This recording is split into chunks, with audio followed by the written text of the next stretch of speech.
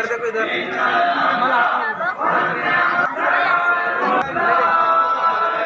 कोई नहीं चलता, सब चलता।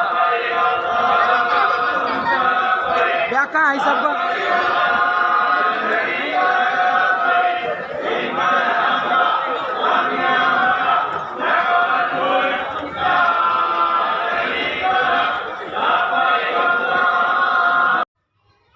अस्सलामु अलैकुम वरहमतुल्लाहि ताला वबरकातुहू।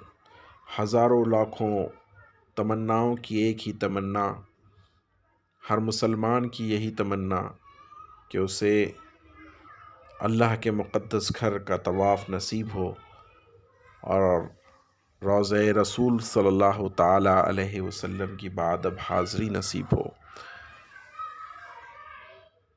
आप देख रहे हैं हज 2023 का सिलसिला शुरू हो चुका है।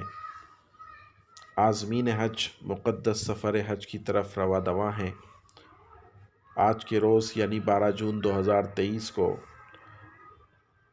औरंगाबाद जामे मस्जिद से एयरपोर्ट की तरफ हाजियों के काफ़िले रवाना हो रहे हैं और आज रात से हुज्जाज इकराम मक्के की तरफ रवा दवा होंगे। अल्लाह ताला से यही आरज़ू है कि अल्लाह हमें भी इस मुक़द्दस हज की सआदत नसीब फरमाए।